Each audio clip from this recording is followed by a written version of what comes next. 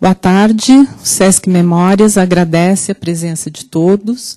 E para quem não sabe ainda, o Sesc Memórias é um programa do Sesc São Paulo que coleta, guarda, resguarda toda a sua documentação produzida pelo Sesc São Paulo. E faz parte da programação do Sesc Memórias os encontros Sesc Memórias, que já aconteceram em 2009 e todo ano, toda última quinta-feira de cada mês. E toda essa programação se encontra no site, no portal do Sesc, para vocês acompanharem. A programação de 2010 já está toda disponível para vocês saberem os profissionais que farão parte dos encontros neste ano.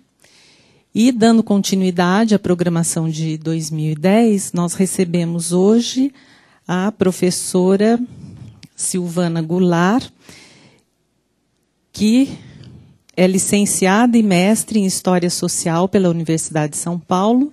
Desde 1988, trabalha com pesquisa histórica, edição de livros e outros produtos culturais, organização de acervos e centros de memória, atuando em instituições e empresas públicas e privadas. E que hoje nos apresenta o tema As Instituições e seus Centros de Memória. Então, aproveitem. Boa tarde. Estão ouvindo? Tá bom? Tá razoável? Então, o que diz a literatura sobre, que está bem consagrada hoje sobre centros de memória, é que eles são entidades híbridas, porque reúnem, tem um famoso trabalho da Viviane Tessitori, que tem sido reestudado, retrabalhado e tudo. E existe essa ideia que são entidades híbridas, porque reúnem documentos de arquivo, de bibliotecas e de museus.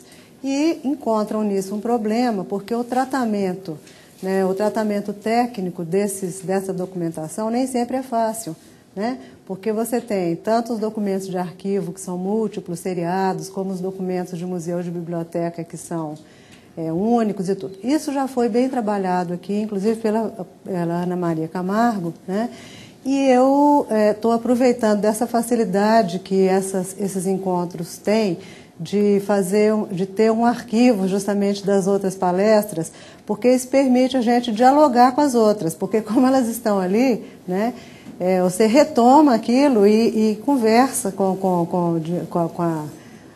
o outro palestrante, no sentido sempre de pensar, de aprofundar as questões, Então, o centro de memória, para mim, quer dizer, eu concordo que eles sejam entidades híbridas e tudo, e acrescentaria que eles são instituições de entidade frágil, por constituir. O constituir aí está em negrito, e depois eu vou explicar por quê.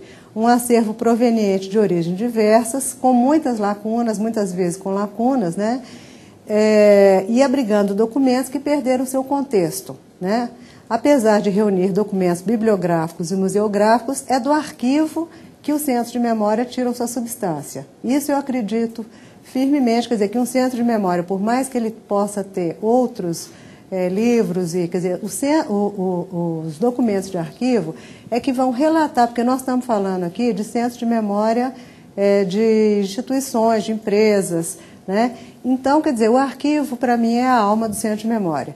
E esse constituir aí está em negrito, aqui não sei se está aparecendo muito, porque é o seguinte, o arquivo do centro de memória ele é constituído.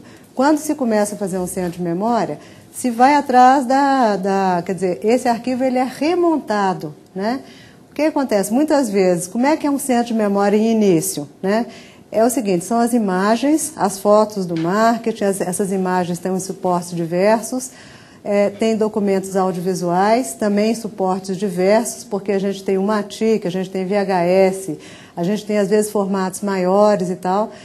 Você tem muitas vezes coisas de áudio, Você tem documentos de áudio, também suportes diversos, fitas de rolo ou fitas cassete.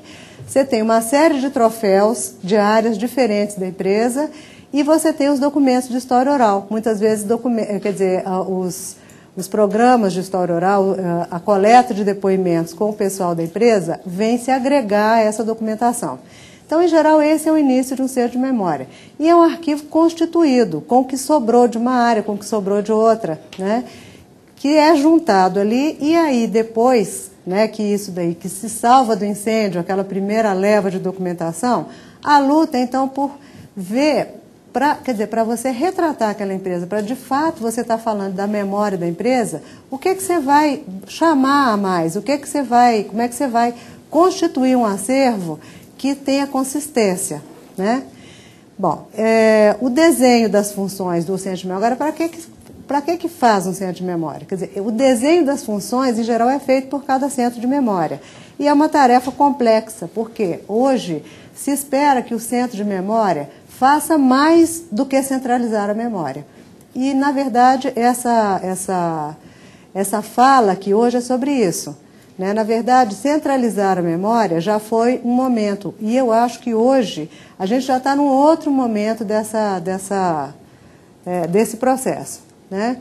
Então, aqui eu coloco alguns conceitos que eu nem sei se vale a pena a gente ler tudo, assim, mas assim, para mostrar que assim, os centros de memória, em geral, são investimentos de organizações de grande porte, de organizações competitivas, né, que estão buscando a sua permanência no mercado e que, de uma certa forma, elas querem usar aquela possibilidade de ter essa memória reunida para aquilo representar alguma coisa. Aqui tem alguns conceitos colocados de uma dupla de japoneses, que vocês já devem ter ouvido falar bastante, né, Nonaka e Takeuchi, que escreveram um livro sobre, há alguns anos atrás, escreveram um livro que se chama Criação do Conhecimento na Empresa, como as empresas japonesas geram a dinâmica da inovação. E que eles fizeram um estudo sobre como que se cria o conhecimento nas empresas e como que ele é transmitido. Tudo isso para ver como é que se inova. Na verdade, se inova em cima de um conhecimento. E aí, como é que o conhecimento é criado na empresa e como é que ele é transmitido. E eles elaboram todos esses conceitos aí de como criar conhecimento organizacional. Eles fazem essa diferença entre o conhecimento explícito e o conhecimento tácito, que vocês já devem saber também. O conhecimento explícito é aquele que todo mundo sabe, que é aquele que é passado pela linguagem formal. É aquele que você coloca nos manuais, é aquele que você coloca nas especificações, né, da empresa, mas existe também o conhecimento tácito, que é um conhecimento muito mais sutil, porque na verdade é um conhecimento intangível. É uma coisa que você sabe, mas nem sabe que sabe. É uma coisa que está ligada a seus valores, à prática no exercício de alguma função, né? Então ele chama a atenção que o conhecimento, na verdade, é a união a inovação, a possibilidade de criação, ele está na união desses dois conhecimentos, do tácito e do explícito. Esses conceitos, gente, já saíram, esses conceitos, eles não estão hoje mais só na área da administração da empresa, porque esse Nonaka e Takeuchi escreveram um livro bastante complicado, onde eles tentam fazer um modelo, né, para tentar justamente capturar, principalmente esse conhecimento tácito, né, que está circulando, mas não está escrito, né? Mas, quer dizer, no início, esse tipo de postura era um tipo estava no âmbito da administração das empresas. No entanto, isso já veio para o âmbito do pessoal que trabalha com documentação.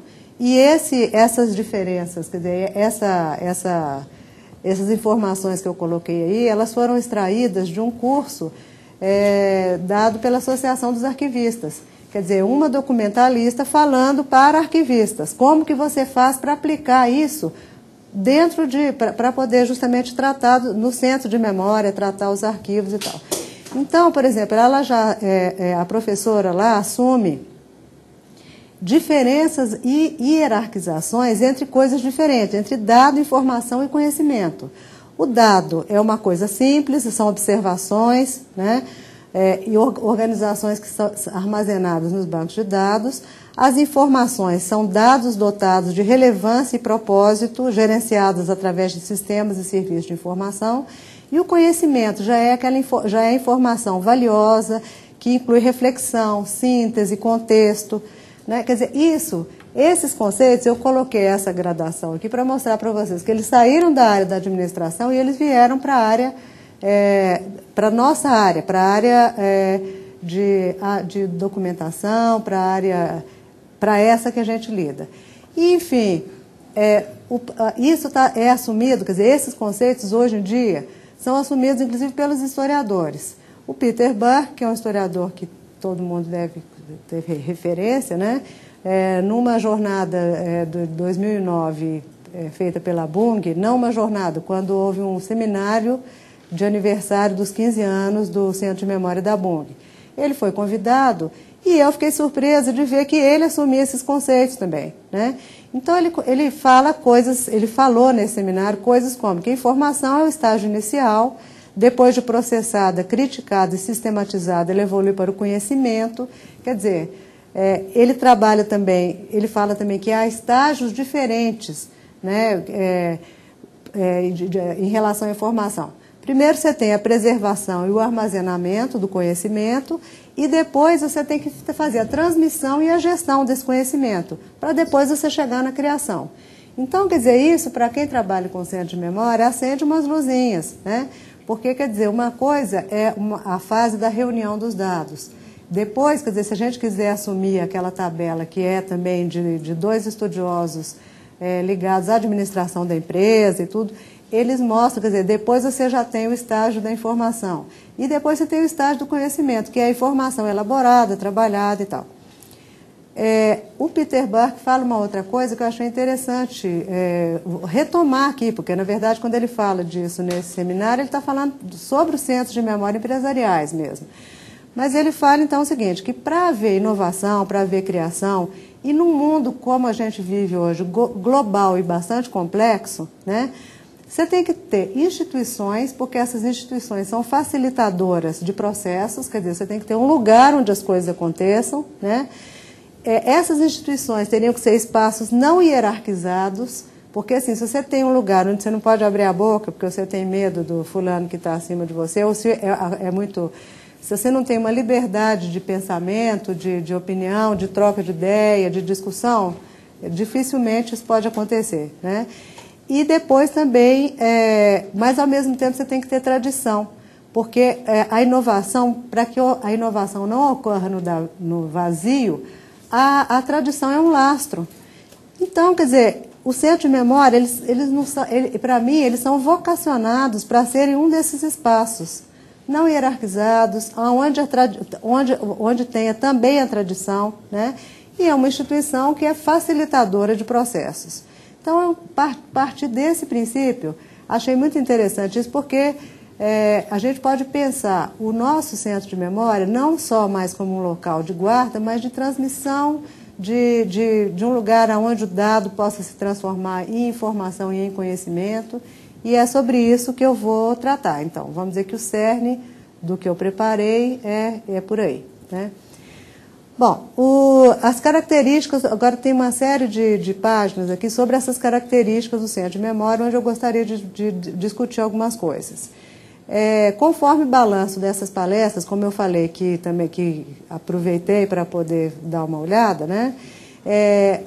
A Ana Maria Camargo fez um balanço das palestras de 2009, no fim do ano, e ela coloca, então, que o centro de memória ele seria um acervo ampliado, um arquivo ampliado. Porque, na verdade, qual que é o problema? Ele não é só o arquivo, porque o arquivo é o resultado de toda a acumulação natural dos documentos de uma instituição, né? E o centro de memória, eles têm outros documentos. Quando o centro de memória faz um projeto de história oral, na verdade ele está criando documentos, né, que não seriam normalmente produzidos pela empresa, né? Ele está criando, ele tá inventando documentos que falem e que, de uma certa forma, vão esclarecer a documentação que está ali guardada. Mas aquilo não é um documento que faça parte das rotinas, das atividades normais e das atividades fins da empresa, né, ou da instituição. E, ao mesmo tempo, além disso, se produzem outros documentos que quem trabalha em centro de memória aí deve conhecer, tais como análise daqueles dados acumulados, sistematizações, né? Então, quantos centros de memória não fazem históricos da empresa, esses históricos circulam, enfim, que, na verdade, não são documentos produzidos normalmente pelo arquivo da empresa. Então, a discussão toda, essa discussão ela é um pouco teórica, na verdade, né? Mas porque os teóricos de arquivo sempre falam, bom, mas isso é um arquivo?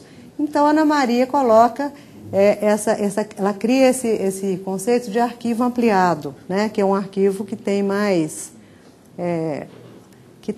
coisas do que um arquivo normal teria, quer dizer, há uma produção de documentos além do arquivo da empresa. Então, quer dizer, eu gostaria de agregar isso à observação de que os centros de memória não substituem um arquivo da organização, mas se sobrepõem a ele, garantindo aos arquivos a visibilidade de local de visitação. Quem trabalha, quem é arquivista, que eu não sei quantos são arquivistas aqui, né, gente que é de origem, né, arquivista, sabe que os arquivos, há mais tempo atrás, era o lugar mais insalubre da empresa, era o lugar onde documentos se mede por metro linear ou quilômetro linear, né, e que isso, na verdade, aquela visão que todo mundo que mexeu, quer dizer, eu trabalhei no Arquivo do Estado, quer dizer, um lugar onde tinha grandes massas de documentação e tudo. E hoje, conhecendo o centro de memória, o que a gente vê é que eles se transformaram, eles são locais de visibilidade, eles não são mais aqueles locais escondidos aonde você não leva ninguém. Ao contrário, eles se tornaram locais de quase uma sala de visita, né? Onde a empresa mostra para seus funcionários e para fora que ela se preocupa com aquilo, quer dizer, isso passa a fazer parte de uma boa educação empresarial, de um sentido de modernidade, né? Então, quer dizer, eu acho, o arquivo da empresa nunca deixa de existir. Na verdade, ele existe, mas sobreposto a ele, você tem o centro de memória produzindo documentações que ultrapassam os documentos produzidos para consecução das atividades normais da empresa, né? E você tem um lugar, então, que produz coisas para facilitar, quer dizer, para recuperar melhor, para fundir informações, para facilitar o acesso a essas informações. Então, quer dizer, o centro de memória ele já tem um pouco essa vocação de ser um facilitador, um transmissor desse conhecimento, né? Bom, e hoje eu percebo que o centro de memória tem uma mudança sutil em relação à percepção da empresa, de como posicionar esse centro de memória na empresa.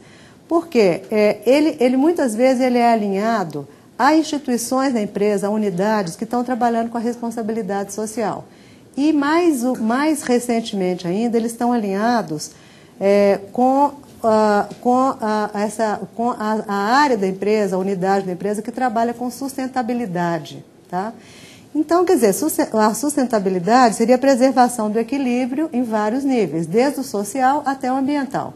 E como nós estamos num mundo onde isso cada vez vai ficar mais presente. E eu ando percebendo que a memória, em alguns momentos, ela está se alinhando com essa questão também da sustentabilidade. Vamos dizer que é a palavra de ordem mais moderna, quer dizer, a última palavra de ordem das empresas, no sentido, quer dizer, primeiro que elas têm, de fato, uma responsabilidade, né?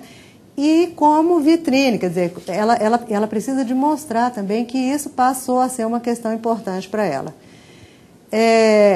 Em outro nível, então, gente, os centros de memória, então, quer dizer, só para concluir essa história da sustentabilidade, me desperta a ideia de que hoje a preservação da memória, o trabalho com a memória, é também um fator de equilíbrio. Porque na medida que você vai alinhando esses conceitos, isso diz alguma coisa para a gente, faz a gente pensar, ou, quer dizer, mostra para a gente que os rumos querem dizer alguma coisa, né? Em outro nível, os centros de memória são apontados como mais um instrumento de gestão.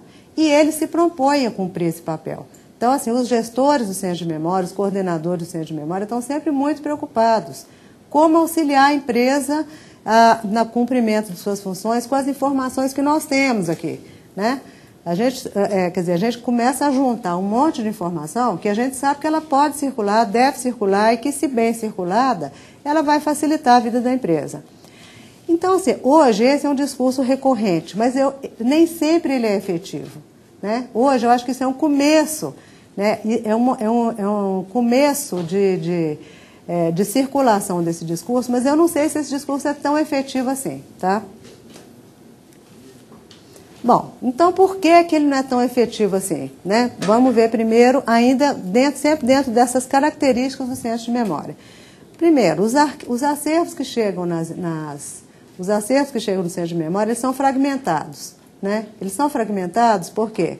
Porque muitas vezes, primeiro porque assim, eles começam a ser formados com o que se salvou, né? Quando uma empresa é muito antiga, você vai recebendo os pedaços das coisas, né? Você vai contactando as pessoas antigas da empresa, sempre tem alguém que guarda, sempre tem alguém que gosta daquele negócio e guarda. Muitas vezes você vai, vou dar um exemplo para vocês, no centro de memória onde eu trabalhei, todos os anúncios dos produtos e tudo não existiam mais, eles tiveram que ser refotografados nas revistas de época e tudo, porque simplesmente... Então, assim, o começo é um pouco isso, a carta das coisas por todo lugar, né? E, quer dizer, uma massa... Então, quer dizer, uma massa que vem dispersa, que começa a ser reunida e que muitas vezes ela não é um tipo de documento não ligado às atividades meio da empresa, né? São documentos, ou são documentos que vêm diretamente do arquivo dos técnicos. Então, quer dizer, tudo que o técnico faz, todos os relatórios, muitas vezes os projetos, eles não são documentos de arquivo, porque eles não são regulamentados como documento de arquivo. Eles não têm um valor legal, como a documentação, por exemplo, de pessoal, como a documentação do financeiro. Então, quer dizer, são documentos que muitas vezes nem entram no arquivo da empresa. Ele fica junto com o técnico que guarda ali tudo que ele vai fazendo e usa aquele arquivo como consulta para o desenvolvimento do seu trabalho, né?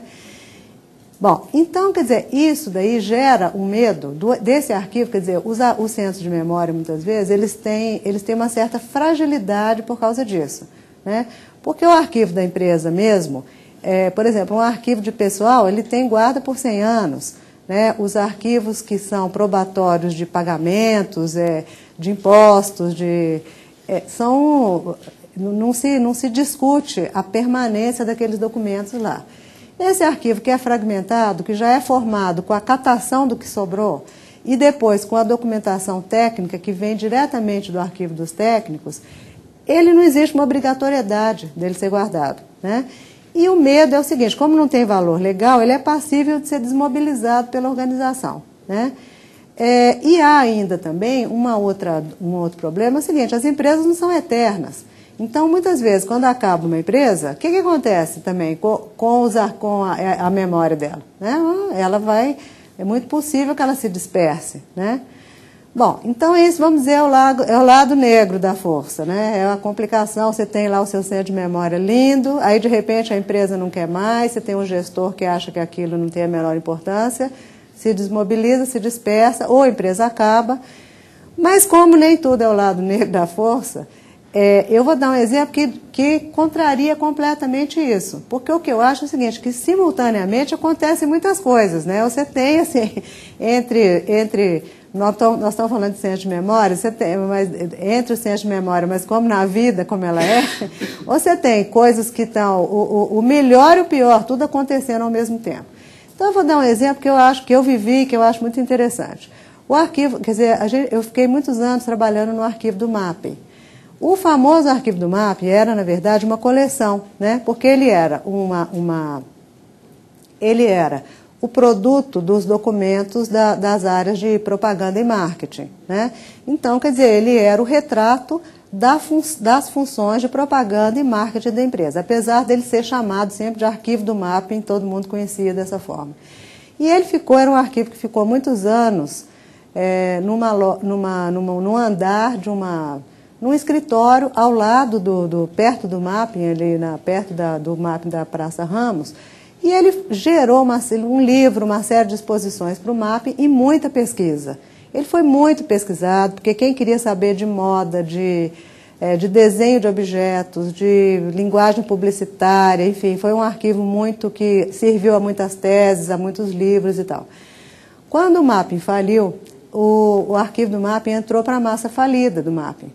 e ficou, quer dizer, ele foi fechado, apesar dele não ter sido disperso. Ele ficou fechado, se fechou a porta daquela sala e aquilo ficou por 3, 4 anos fechado.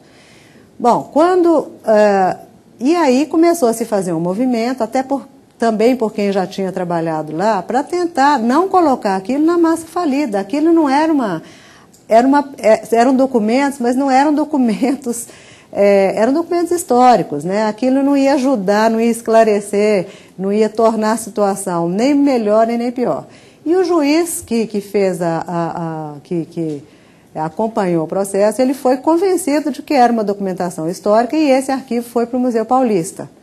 Então, quer dizer, é um exemplo onde você tem o melhor dos mundos, quer dizer, um arquivo de uma loja, um arquivo privado, que de repente, na ameaça de ser disperso ou de ser destruído, ele acabou sendo resgatado pelo Estado, porque o Museu Paulista, ele é da Universidade de São Paulo, né? E isso, quer dizer, então o que eu acho é o seguinte, a gente tem que ficar muito atento para não acontecer o pior, mas às vezes, quer dizer, isso é um precedente para mostrar que o Estado, quer dizer, o Estado acabou assumindo uma coisa, isso entrou isso entrou, enfim, para um acervo e ele vai continuar a ser consultado, né, e a servir a pesquisa. Outro dilema, né, do Centro de Memória. Então, isso daí foi discutido em alguns outros encontros aqui do SESC, né, que é uma outra questão teórica, quer dizer, nos centros de memória você tem uma concentração de documentos ligados às atividades fim da empresa. As atividades fim são aquelas, quer dizer, são documentos que eles estão muito mais ligados ao produto final das ações do que à viabilização das ações, né? Porque os documentos ligados às atividades meio é aquele documento rotineiro que entra, muitas vezes repetitivo, né? Mas ele mostra exatamente o dia a dia, né, da viabilização do andamento de uma organização em todos os níveis, né? Bom, então, isso se discute, quer dizer, é uma questão teórica, porque se você for considerar um arquivo como um todo, é absurdo você não ter ali agregado os documentos relativos às atividades meio. Mas, quer dizer, o que acontece? Na prática, os centros de memória, eles têm uma concentração de documentos ligados às atividades fim. É muito comum, em todos os centros de memória, você ter documentos ligados à comunicação da empresa com a sociedade. Se é uma empresa de produto, você vai ter os anúncios, você vai ter os rótulos, os invólucros. Se é uma empresa de serviços, ela sempre vai aparecer por meio de, quer dizer, como é que ela se comunica, né? Isso, vamos dizer, seriam documentos, esses documentos ligados à comunicação, eles são ligados às atividades fim, né? Mas, no entanto, quer dizer, quer dizer, eles não são considerados, então, por alguns teóricos como documentos de arquivo, mas, no entanto, por mais que se lamente a ausência dos documentos ligados às atividades meio, esses rotineiros, probatórios, etc., e espelho de todos os aspectos da empresa, é inegável o interesse dos documentos originados pelas atividades fim, né? E aqui a gente continua falando sobre eles, né? Então, quer dizer, o que a gente pensa? Que os documentos do Centro de Memória eles seriam documentos não arquivísticos, né? Será que esses documentos não são arquivísticos? Então, outros teóricos falam que o seguinte, que os documentos do Centro de Memória, eles não são válidos do ponto de vista diplomático. O que é do ponto de vista diplomático? São documentos oficiais, são documentos que eles têm, inclusive, uma forma já pré-estabelecida, né? E muitas vezes eu já vi esse tipo de questionamento. Ah, não, mas você está tratando de documentos de comunicação, isso não é um documento diplomático, isso não é um documento de arquivo, né? Então, eu me pergunto, será que não existem documentos do Centro de Memória, então? Quer dizer, é lógico que são documentos ligados a atividades fim e são documentos que não têm, do ponto de vista diplomático, eles não existem, porque eles não são documentos oficiais, eles não têm uma ordem pré-determinada, quer dizer, você nunca vai escrever uma carta bagunçando o cabeçalho, colocando o cabeçalho no fim. Quer dizer, existem normas até formais para você fazer um documento que tenha valor, que seja considerado um documento diplomático. Aqui no SESC, até por acaso, eu tive uma experiência de observar os documentos do SESC, que também está organizando sua memória. O que a gente percebe? Que são os documentos mais variados e mais criativos que eu já vi. Um convite, por exemplo, pode ser uma latinha onde você acha uma mensagenzinha, pode ser um mobile, pode ser... Então, quer dizer, se você for pensar na coisa do documento diplomático rigidamente, você não sai, você nem começa a mexer no centro de memória, né? Então, quer dizer, voltando a essa questão, porque eu acho que o que eu acho, a contribuição que eu tenho a dar em relação a isso, eu acho que todo mundo considera que sejam documentos válidos, interessantes e tudo. É que hoje você tem uma possibilidade de dar tratamento a esses documentos muito tranquila. Porque, por exemplo, documentos ligados à comunicação e à propaganda são todos dicionarizados. E os dicionários, inclusive, eles fazem a caracterização disso. Até que ponto, quer dizer, o que é? Quer dizer, quem mexe com documentação ligada à propaganda e marketing e tudo, sabe que tem uma série de peças publicitárias que são veiculadas em pontos de venda e tudo, e que tem formas incríveis, inimagináveis. Você tem coisas incríveis, você tem coisas iluminadas, inclusive que você não sabe nem bem o que fazer com aquilo, você não sabe se você bota dentro do arquivo. Tem coisas que você não pode nem pôr, que você fotografa e pronto. Coisas, inclusive, que eu acho que muitas vezes as pessoas acham até que é peça de museu, pelo fato até de serem tridimensionais, porque há tantas coisas tridimensionais entre os documentos esses documentos de comunicação, de marketing, de propaganda, que às vezes eu acho que pode até haver essa confusão. Será que isso não é um documento de museu? Não, não é um documento de museu, é um documento ligado a essas atividades de propaganda e marketing. Não é diplomático, mas ele pode perfeitamente ser tratado, porque você tem como, quer dizer, existe uma literatura, não só brasileira como estrangeira, que baliza completamente esses documentos, né? Bom, então, quer dizer, para fechar essa sessão, eu acho que não deixa de ser uma brincadeira, mas, enfim, os documentos provenientes das atividades fim e os que não têm estatuto diplomático podem não ser documentos de arquivo, mas certamente são documentos de centro de memória, porque eles estão presentes e eu acho que o que eles retratam é uma coisa muito importante. Eles retratam a maneira de você veicular um serviço, um produto. Eles retratam os documentos ligados às atividades fim, eles retratam o cotidiano de trabalho numa indústria, numa empresa, os documentos de memória oral. Eles retratam também o que não foi dito, o não convencional, o que deu errado, o sentimento das pessoas, tudo aquilo que nunca vai estar registrado no documento de atividade meio. Né? A atividade meio, quer dizer, o tipo de documento que produzida pelas atividades meio, eles são rotineiros, eles são sempre os mesmos, e eles então vão deixar de fora uma série de coisas que o Centro de Memória busca recuperar. Então, é o seguinte, se as organizações criam métodos de trabalho, formulam diretrizes, elaboram políticas, estabelecem práticas, é fundamental que isso seja documentado, né? Os documentos ligados às atividades meio não dão conta de expressar isso, né? O que explica, em parte, a sua ausência no centro de memória. Essa ausência, gente, ela não é boa, ela gera, na verdade, uma grande lacuna de entendimento.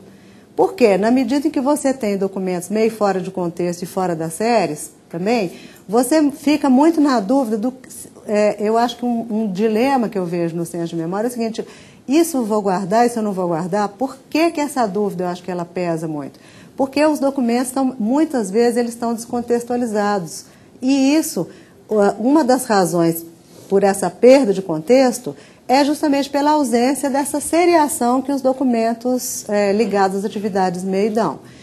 E o que é mais interessante, é engraçado, porque assim, existe essa dúvida, não, isso é histórico ou não é histórico?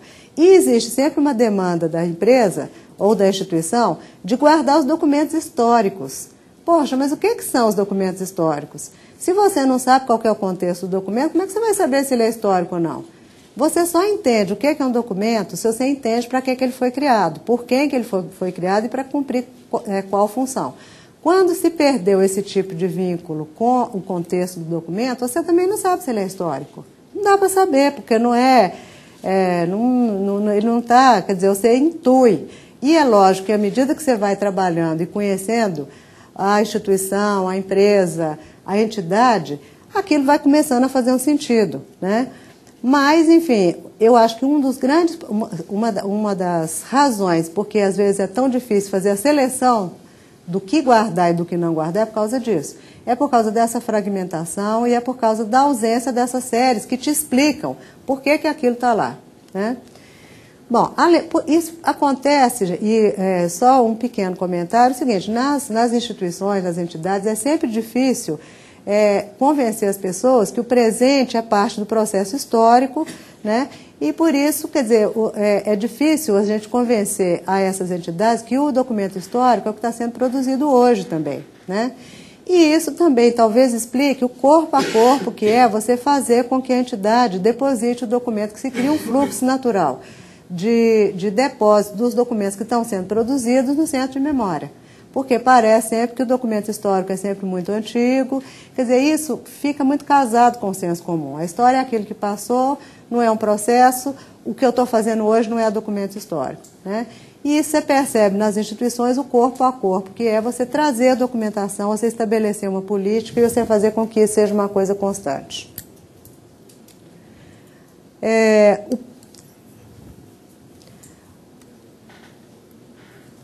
Nem eu estou enxergando isso. Vocês estão vendo aí de longe? Não?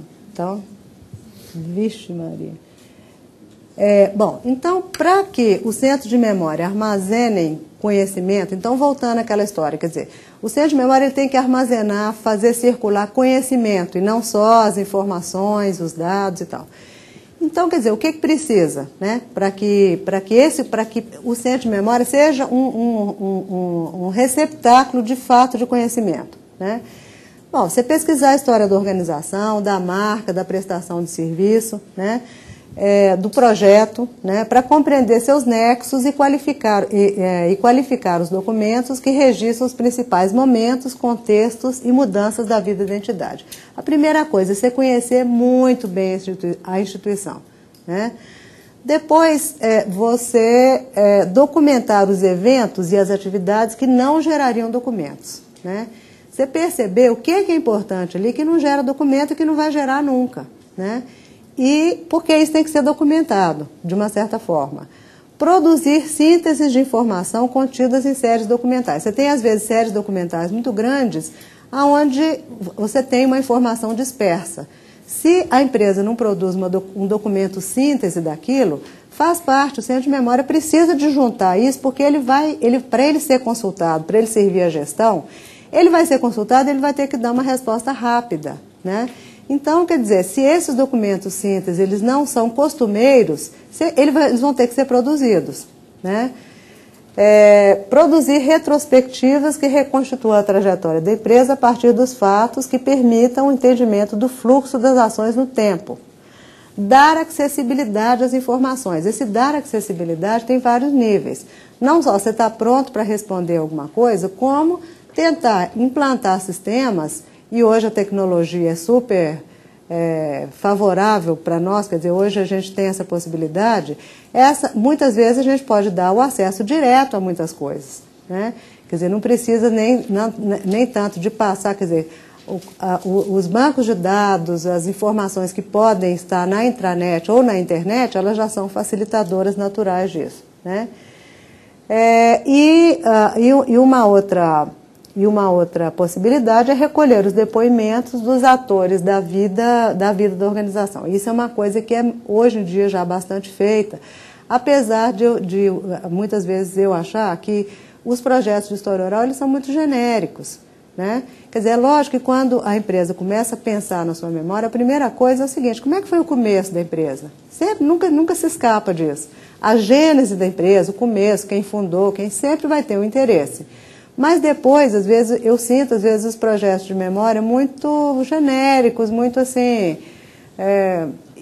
sabe, é do nada para o lugar nenhum, entendeu? Então é complicado. Então eu acho que esses projetos têm que ser focados. Na hora, depois que você já pegou aquela coisa da gênese da empresa, o começo, como é que foi, quem fundou, quem foi, uma coisa natural que se queira saber, depois fazer projetos também que sejam mais focados, né?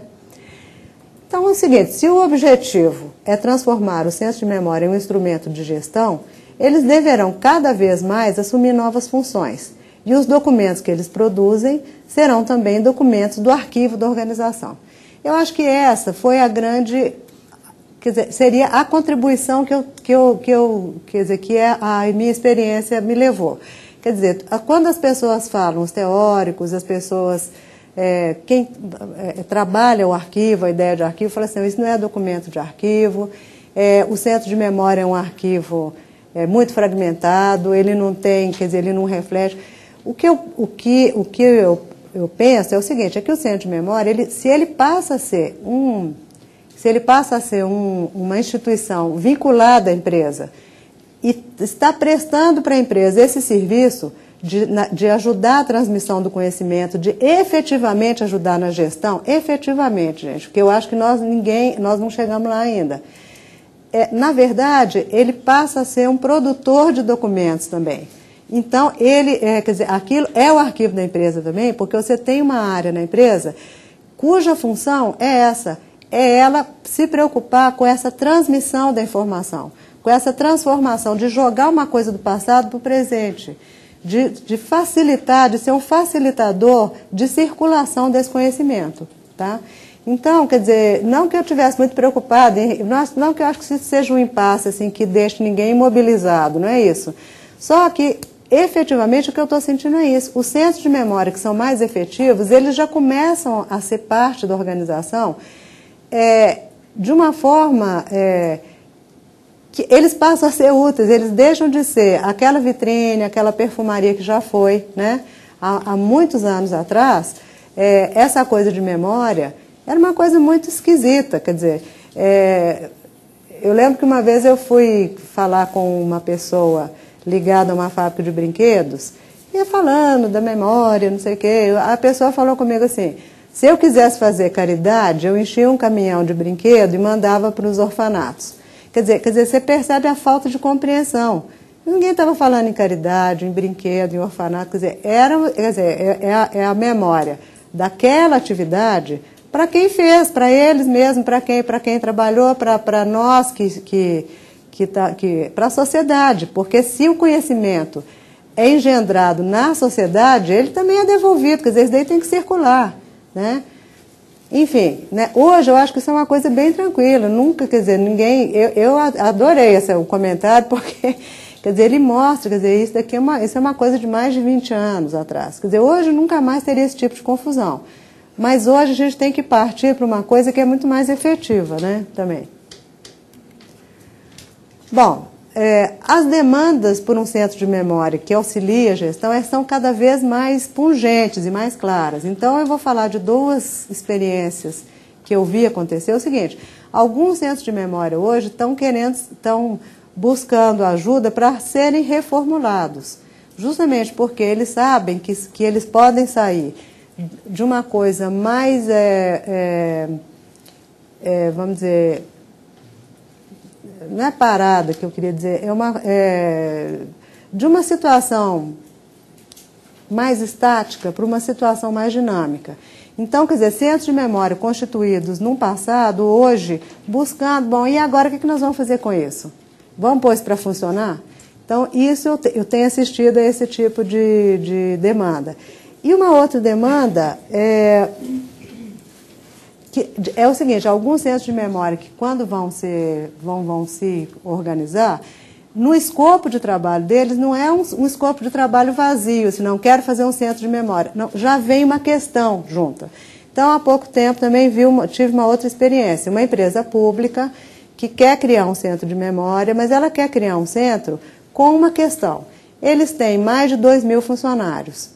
Desses 2.000 funcionários, cerca de 700 funcionários vão se aposentar, porque chegou, quer dizer, uma empresa pública que você vê a perenidade. Numa empresa privada, hoje dificilmente você teria essa quantidade de gente aposentando ao mesmo tempo. Mas como esse pessoal vai se aposentar, eles vão perder 700 pessoas que entendem muito bem o que é essa empresa no mercado, o que ela já fez, qual que é a importância dela.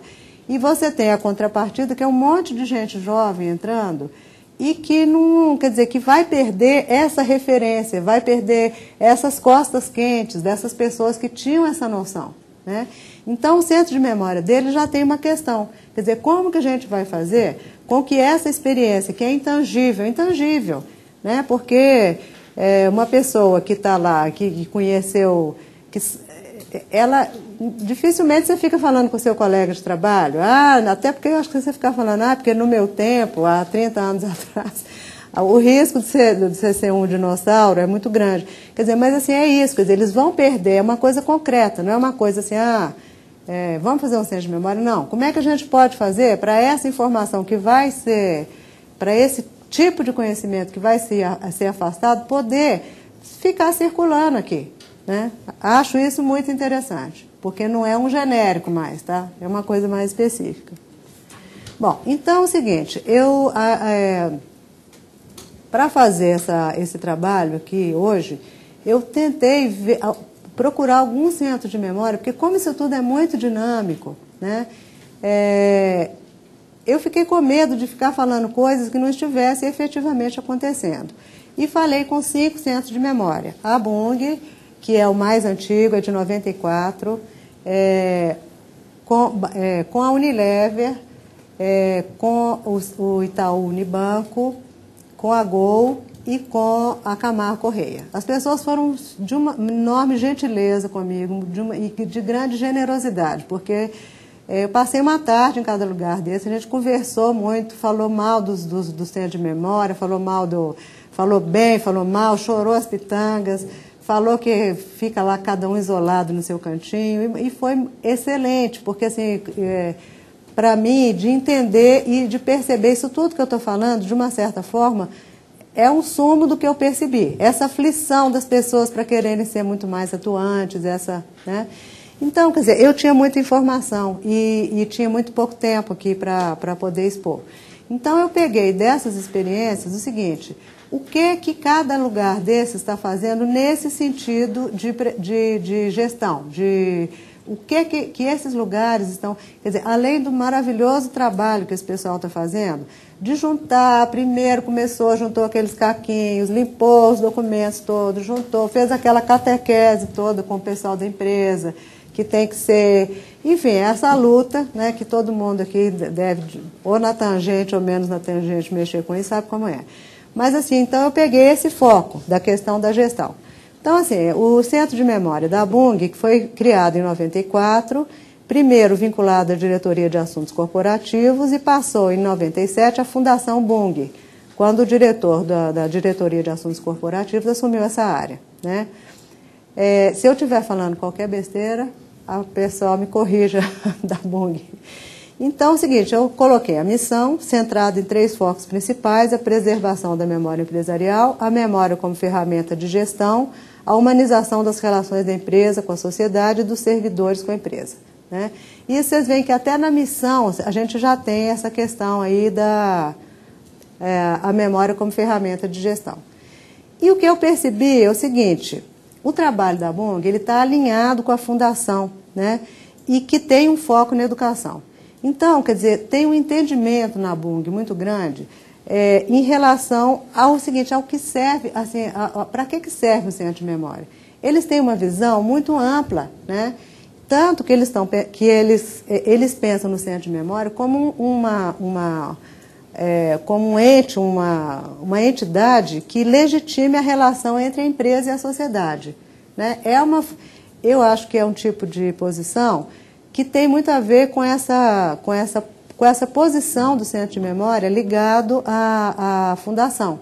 Porque a Fundação está olhando muito para fora, ela está olhando muito para a sociedade, ela está olhando muito para essa inter-relação entre a empresa e os locais onde ela atua, né? Então, eu acho que ele tem essa característica por essa vinculação com a fundação.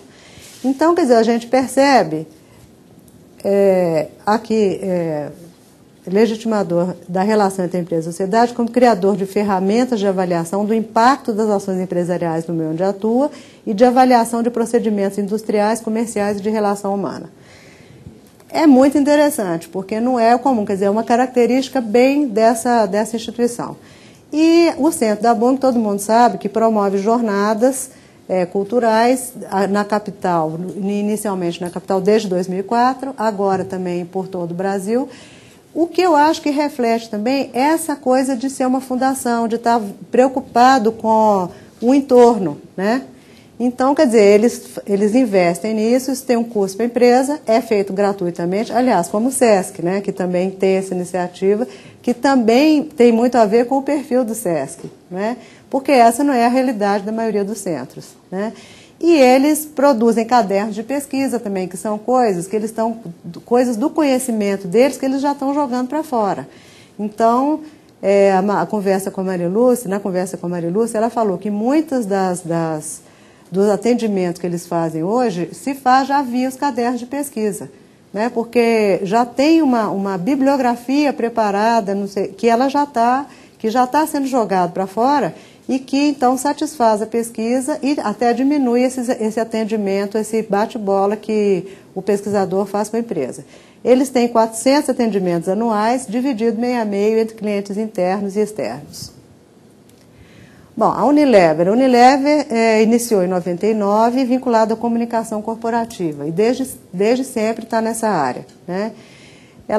A missão é registrar a trajetória tanto da empresa quanto das marcas e manter organizadas as fontes documentais que retratam esse caminho. A gestão, quer dizer, o que a Unilever fez, a história da Unilever foi o seguinte, essa história eu sei bem porque eu trabalhei lá há muitos anos e ela continua sendo trabalhada pelo meu escritório, só que eu não trabalho diretamente. A Unilever, quando fez 70 anos, eles descobriram que eles não tinham mais nada. Que eles não tinham mais anúncio, e eles queriam fazer um livro. Mas não tinham qualquer direito de fazer o livro, porque assim, algumas marcas, a Unilever é um pool de marcas. Você tem um monte de marquinhas ligadas à saúde, à higiene e beleza, a limpeza da casa, né, coisas de casa e alimentos. Então, quer dizer, há na Unilever uma pulverização. Então, você tinha marcas que guardaram, marcas que não guardaram. A Unilever, ao mesmo tempo, de vez em quando, ela compra alguma marca. Então, quer dizer, aí ela não sabe nada, porque ela compra uma marca que vem de uma outra empresa, de uma outra situação. Então, ela precisou de fazer um grande arquivo de marcas. E nesse arquivo ela pegava cada uma delas, contava a história, recuperava a documentação, onde quer que essa documentação estivesse. Seja nos arquivos, seja nas agências de publicidade, seja nas agências criadoras de embalagens, enfim. E se constituiu, então, a história de 20 marcas. Sendo que, assim, uma marca, gente, é tipo Rexona. Tem uma série, o Rexona é só um guarda-chuva. Você tem uma série de todos os produtos de Rexona, quer dizer, inclusive podendo ser desodorante, sabonete, quer dizer, então, todas debaixo dessa... Então, isso é uma quantidade enorme de itens. Então, foi feito o arquivo dessas marcas, isso foi colocado no banco de dados, está na intranet da empresa, e isso serve, quer dizer, por que isso serve para a gestão? Porque as pessoas que trabalham nas marcas e que têm uma grande rotatividade, quando elas chegam para assumir uma marca, elas têm ali um cabedal de informações, onde elas, desde que a marca surgiu, elas vão saber, bom, como é que ela surgiu, quais foram os produtos, os que foram descontinuados, os que não, como que ela se comunicou, tecnologicamente, como é que ela se comportou, a embalagem. Então, isso ancora, quer dizer, por mais que mude os gerentes, às vezes você tem um gerente holandês que chega para trabalhar com maisena. Quer dizer, se não tiver um lastro documental, não tem como a pessoa fazer um trabalho que seja consequente. Então, eu acho que essa foi a maneira que a Unilever, que esse centro de história da Unilever Brasil, conseguiu em termos auxiliares de gestão. É lógico, gente, que de todas essas empresas que eu estou falando, exposições,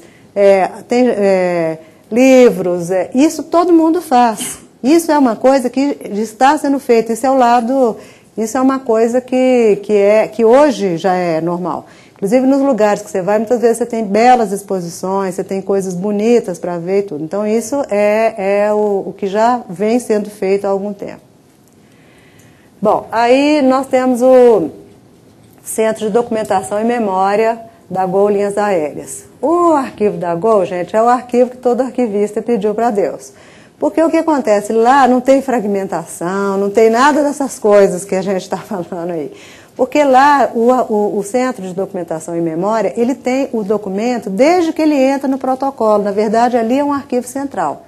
Então, todas as mazelas do Centro de Memória não existem não que seja perfeito, não é isso que eu quero dizer. Mas, assim, esses problemas normais do Centro de Memória, de fragmentação, de não tem documento ligado à atividade MEI, lá eles têm tudo, né?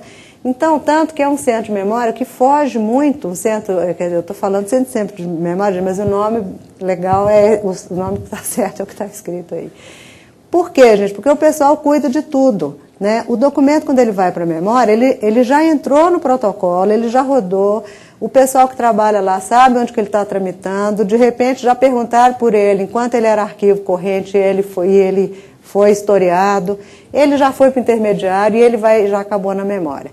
E a Gol tem um pioneirismo também, gente, que é uma empresa que em 2003 criou esse Centro de Documentação e Memória, sendo que ela foi criada em 2000. A Gol foi criada no fim de 2000 e começou a operar em 2001.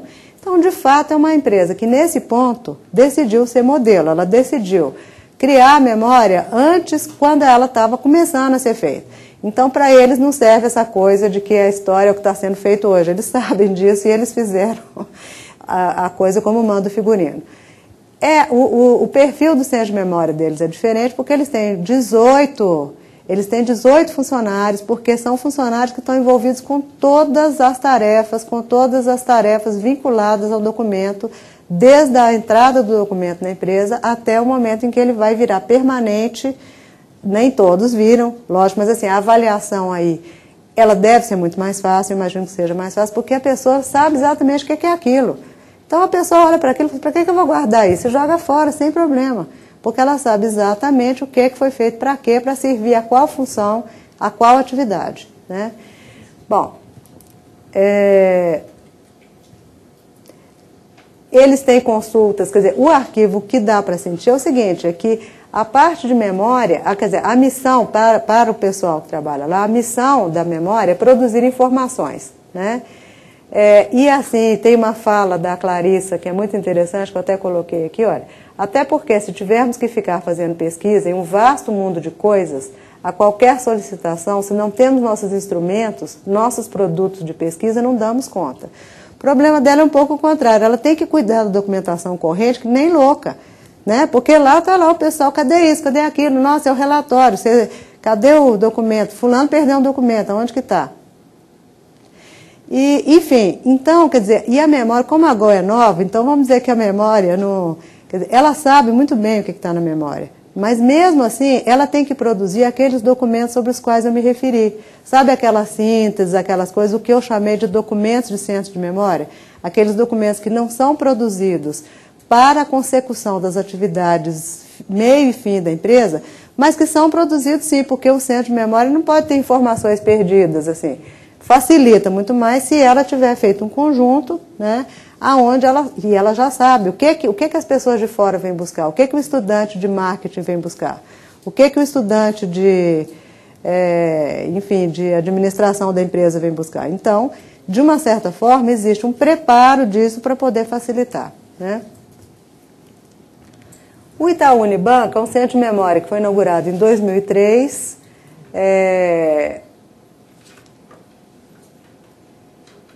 apesar dos trabalhos de reunião e identificação dos documentos terem começado mais tarde. Eles pertencem à holding. É uma área responsável pelo patrimônio histórico e cultural do banco, além da Brasiliana. Quer dizer, o Banco Itaú tem uma Brasiliana, que é uma coleção de objetos de arte, livros raros, mobiliário, que inclusive está até na Pinacoteca agora exposta. Quer dizer, uma belíssima coleção. E o Centro de Memória do Itaú Unibanco também é responsável por essa coleção, né? Que é uma coleção muito ligada ao dono do banco e tal, não sei o que, não são coisas que normalmente existam no Centro de Memória. Apesar de, muitas vezes, os Centros de Memória, eles também referenciam as obras de arte que as empresas têm. É muito comum que as empresas tenham obras de arte e tudo, então, muitas vezes, o Centro de Memória faz o controle daquilo, faz o registro, é comum que isso aconteça. E isso acontece até aqui no Sesc Memórias, também terá essa vocação de mapear as obras de arte, ainda que elas continuem enfeitando as unidades, tudo, ainda que elas não sejam recolhidas e trancafiadas no acervo. Todo mundo pode ficar tranquilo. Mas, enfim, é um lugar que normalmente tem essa vocação para também saber aonde está o quê, né? Bom, o Centro de Memória Itaú Unibanco, ele está agora numa fase de reformulação. Então, eles estão reformulando o site, eles estão reformulando a base de dados, mas, no entanto, eles têm atualmente uma exposição no saguão de onde eles estão, que foi feita muito para corporificar a união entre o Itaú e o Unibanco. O ano passado foi feita essa união desses dois bancos, que gerou a maior instituição bancária do setor, né? E o que eles fizeram? Uma exposição aonde isso ficou corporificado. Quer dizer, quando você vai lá, você vê a história do Itaú, a história do Unibanco, isso junto, quer dizer, eles dão visibilidade, por meio dos documentos, de uma realidade, né? Que eles vão demorar muitos anos ainda, quer dizer, essa união, para ser uma empresa só ainda, isso vai demorar muito tempo. E uma coisa que é interessante é que a memória do Itaú estava bem adiantada. O Unibanco não tinha preocupação com a memória. Agora, quer dizer, esse centro de memória, ele vai, de repente, ele é responsável por começar de novo o trabalho com a documentação do Unibanco, né? E eu achei interessante, quer dizer, eles estão lá, imagina, está chegando o mundo, está despencando o mundo na cabeça deles, que é tudo do Unibanco, que não tinha uma coisa mais organizada e tal, porque nunca tinha trabalhado com memória, né? Mas eu achei interessante porque a exposição, que está muito bonita, ela mostra isso, ela faz essa junção, entendeu? Ali tem uma mensagem. Quem vai no Centro de Memória já sabe que, apesar de tem duas unidades que eles pretendem, não sei, quer dizer, que talvez não vão perder a identidade, mas que estão lá mostradas como memória, né? E, por último, o Centro de Documentação e Memória da Camargo Correia. Ele foi criado em 2003 pela Assessoria de Comunicação e continua nessa área até hoje. Ele tem essa missão de gerir e disponibilizar o patrimônio histórico e cultural da empresa e do grupo, né? Eu achei interessante colocar a visão, né? Nem todo mundo, nem toda empresa faz essa diferença, mas eu achei interessante ser até... Ixi, aqui tem um erro, até 2012, foi comido aqui, olha. Ser até 2012 referência da memória do grupo para os públicos interno e externo. Então, quer dizer, o que fala o coordenador de lá, o Renato? Que a função do Centro de Memória, para ele, né, é fornecer informações qualificadas para todas as empresas, para todos os negócios. Quer dizer, é um negócio gigantesco. É óbvio, quer dizer, eu acho que a Camargo Correia é um belo exemplo de quando a gente quer dar um exemplo de falar o seguinte, a história da empresa é a história do Brasil, porque, sabe, assim, Porto de Rio-Niterói, Tucuruí, eles fizeram tanta coisa, em termos de engenharia, em termos a Camargo Correia, ela muda muito a feição do Brasil. Inclusive agora a hidrelétrica do Giral, que é a maior hidrelétrica brasileira que está sendo construída, né? Então, quer dizer, quando alguém fala, nossa, mas se as empresas, história, memória, quer dizer, uma empresa dessa, gente, ela construiu uma parte do Brasil ou fez parte dos grupos, né? E fora que é uma empresa que está em todos os continentes, menos na Oceania, quer dizer, além dele, eles exportam tecnologia, eles exportam... Então, quer dizer, é uma coisa de uma importância enorme, né? Então, quer dizer, a postura deles é fornecer informação qualificada e essas informações, desde 2006, elas são utilizadas para fazer os relatórios. Então, quer dizer, é uma informação confiável, qualificada, porque é a mesma informação que o historiador usaria para fazer a sua tese, o seu trabalho acadêmico, né? Então, quer dizer, é uma informação qualificada, porque o historiador, quer dizer, por acaso, a pessoa que está lá, era uma pessoa que conhecia, que conhece bastante essa história da eletricidade, que já vinha, quer dizer, que já tinha como interesse acadêmico seu essa área, mas então eles estão hoje o relatório anual da empresa, quer dizer, que é a cara da empresa, para ela mesma, para os acionistas e tudo, são eles que são os grandes colaboradores, né? E eles têm mais, a ambição deles, que é uma coisa que eles já estão construindo, é transformar o Centro de Memória em um local de reflexão da cultura empresarial. Detectar de que maneira ele se desenvolve na corporação e como ela, quer dizer, a memória, tá, se desenvolve na corporação e como ela se relaciona com a sociedade. Então, na prática, isso é uma coisa muito séria. Por exemplo, vai se fazer uma usina hidrelétrica, quer dizer, populações, gente, vão sair de um lugar para o outro. Você vai ter mudança de gente, você vai ter, no lugar onde de repente não tinha nada, você vai ter uma oferta de não sei quantos mil empresas, você vai ter impacto ambiental, você vai ter, quer dizer, vai mudar tudo.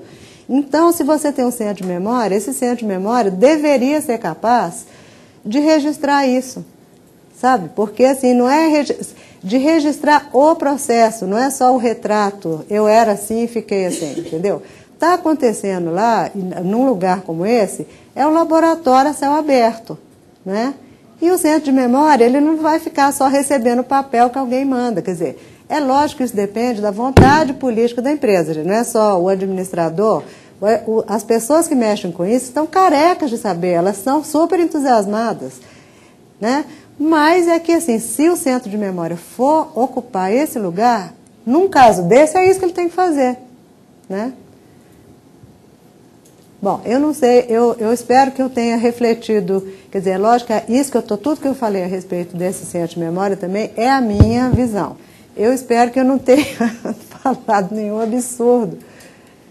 Bom, então é o seguinte, todos esses centros de memória, o que eles têm em comum? Porque eu destaquei só a questão da gestão, mas em comum eles têm a tendência de se tornar uma sala de visitas, todos eles são bonitos, você não tem mais aquela documentação empilhada, suja, todos os documentos são tratados, é tudo acondicionado, arrumado, né? Você tem soluções tecnológicas, todo mundo tem banco de dados e está preocupado se o banco de dados está oferecendo, está cumprindo as suas funções. Todos eles têm produtos editoriais, todo mundo fez um livro, uma exposição, ou vai fazer, né? Todo mundo fez coleta de depoimentos, todo mundo tem um projeto de história oral, todo mundo atende as áreas, em geral as áreas mais atendidas são comunicação, marketing, a área jurídica, né? E todo mundo, em geral, atende fora também, atende a estudantes universitários, atende a TCC, atende o estudante do segundo grau, enfim. Então, isso é o que a gente fazia antes, né? E que todo mundo está fazendo de uma forma bem interessante e que é geral. Todos os lugares, esses lugares que foram pesquisados, eles têm esse tipo de serviço. Bom, então o que se percebe? Eu já estou chegando no fim. O conhecimento, então, ele é parte capital das organizações. Quer dizer, inclusive, você tem, inclusive, hoje aquele conceito desse patrimônio intelectual, quer dizer, que é um patrimônio que é intangível, porque você não pode medir e tal, mas que é uma parte importante. A organização, então, gente, ela elabora conceitos, ela vivencia situações, ela põe projetos em prática, tangíveis ou não e tal. E tudo isso, então, vai gerar, então, uma cultura partilhada pelos colaboradores, clientes e público. A cultura intangível, ela só pode ser registrada com a criação de documentos não convencionais, certo? E do ponto de vista da rotina, tais como depoimentos de história oral, que estabelecem ligações não perceptíveis entre os acontecimentos, porque na história oral, gente, a pessoa fala coisas que às vezes, que nunca...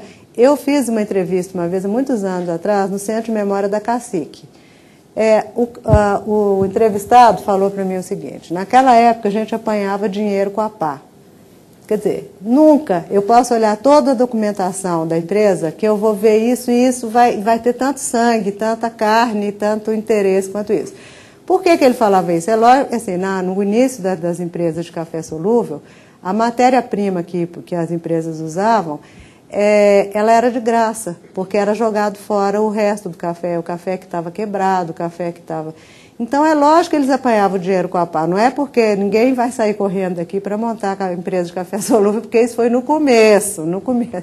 Mas, assim, gente, isso é de uma força. Eu nunca mais esqueci, não vou esquecer isso nunca mais. Esse tipo de coisa, esse tipo de ligação, falar do que não deu certo, do desapontamento, aquilo que foi tão feito, aquele projeto que foi todo feito para acontecer aquilo e não aconteceu, isso só é perceptível em documentos não convencionais. Eu acho que a história oral é uma coisa, é uma possibilidade, mas eu acho que não é a única. Eu acho que deve haver meios, e a gente tem que criar metodologias para a gente recolher outras coisas e outros tipos de documentos, se a gente quiser fazer essa ponte com a empresa mais sólida, mais efetiva, né? Bom, a expressão da experiência acumulada depende do contexto que é dado pela história da instituição. Ou seja, quer dizer, essa história do dinheiro com a pá, essa história do contexto. Quer dizer, isso só é válido nesse contexto. Na época em que você... Imagina você fazer uma indústria que a matéria-prima não te custa nada. É uma beleza, né? Você apanha dinheiro com a pá, com a escavadeira, com o que for. Então, quer dizer, isso tudo no contexto. Porque você imagina se você sai falando por aí isso sem estar no contexto. Quer dizer, é uma loucura também, né? E hoje em dia, gente, as organizações lançam sobre o seu passado e o seu patrimônio documental um olhar legitimador. Porque isso não era verdade antes, como aquilo que a gente comentou, né? Por quê, gente? Primeiro porque hoje a gente tem circulando na sociedade uma valorização da memória que não tinha, né? Depois você tem por contiguidade com outras organizações. Quer dizer, nossa, mas a Bung é tão legal, ela faz arquivo. Vamos fazer, nossa, Itaú, Uniban. Quer dizer, uma vai puxando a outra, né? Pelo reforço que a antiguidade da permanência traz à identidade. Quer dizer, se eu tenho 50 anos, eu vou falar, nossa, eu tenho 50 anos. Então, chega uma hora que as empresas começam a querer mostrar, isso se torna um valor. E porque isso hoje é reconhecido como uma vantagem competitiva, eu coloquei até entre aspas. Se você pode falar que você está no mercado há muitos anos, isso naturalmente dá uma vantagem competitiva a quem começou ontem. Então, os centros de memória, eles terão, então, papéis mais consistentes a assumir, e o primeiro passo, né, é desenhar melhor a sua identidade, propor funções mais claras, porque quando a gente hoje em dia começa um centro de memória, a gente deve perguntar para que a gente vai fazer, né? Avançar isso, deixar isso, discutir com quem está com os interessados, lógico, porque é óbvio que isso vai vir muito deles também, né? E franquear à sociedade o conhecimento sobre a instituição. A complexidade das organizações e da realidade sobre a qual atuam constitui, na verdade, um desafio para a configuração do centro de memória, cujo papel pode ser ampliado de modo a transformá-los em instrumentos ativos de gestão, na medida de seu grau de inserção na comunidade e laboratórios para pesquisa histórica. Quer dizer, devolver para a comunidade também, né? Quer dizer, trabalhar para a empresa no sentido de ajudar na gestão e devolver para a sociedade aquilo que foi. Então, eu resolvi fazer uma brincadeira, uma receita de centro de memória. É lógico que a receita não existe, e uma coisa que eu percebi visitando essas instituições é que cada uma arruma também o seu... Quer dizer, cada uma tem um modelo porque as empresas são diferentes, né? Então, quer dizer, nunca vai ter uma receita, né? Mas eu acho que algumas coisas que a gente deveria... que eu acho que seriam sãs, né, de se fazer. Constituir um acervo representativo das múltiplas competências e funções da instituição. Quer dizer, mesmo que você não tenha todos os documentos meios, você representar. Em geral, hoje os centros de memória eles estão muito vinculados à comunicação, à marketing, à propaganda e tal. Quanto mais representativo for essa documentação, melhor. Contextualizar os documentos nas atividades da empresa, essa é a operação-chave do processamento técnico dos documentos. Garantir o acesso imediato aos documentos, isso a informática, porque também, se é um instrumento de gestão, mas se o cara vai demorar uma semana para saber a informação, você já morreu. Ele nunca mais vai te procurar. Ele já esqueceu, porque hoje essa pressa é uma doença, né? Mas a verdade é que é assim. Produzir informação qualificada, confiável e compatível com a demanda real da organização, real, tá? Porque também não adianta ficar malhando em ferro frio. Às vezes a gente quer fazer coisas que a gente acha legal, mas não é. Você tem que colar na instituição e ver o que ela precisa, né? Gerar metodologias para registrar os processos de criação de produtos e serviços do presente e do passado. Buscar na instituição uma clientela e provocar essa clientela. Essa coisa, o que você quer, o que você precisa, o que facilita seu trabalho. Olha, eu tenho isso é útil? É útil como? Como é que você vai usar isso aí? Né? E dar acesso universal aos interessados, de forma a aproximar a sociedade desse universo. O alvo final é viabilizar o registro das experiências da organização de forma completa e inteligível para a organização. Porque não adianta nada ser inteligível para o historiador. Se não for inteligível para quem você está fazendo, não adianta nada. E a única possibilidade de fazer isso é conhecer profundamente a organização. Suas funções ao longo do tempo, suas atividades, seus produtos ou as suas prestações de serviço.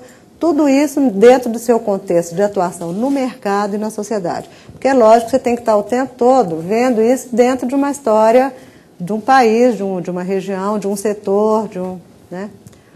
Então é isso, gente. Era isso que eu queria falar com vocês. Espero que tenha sido claro e o que não estiver claro, gostaria que vocês me perguntassem depois do intervalo, né, Dulce? Obrigada. Obrigada, Silvana. Nós vamos fazer, então, um intervalo de uns 10 minutos para um café e voltamos para as questões.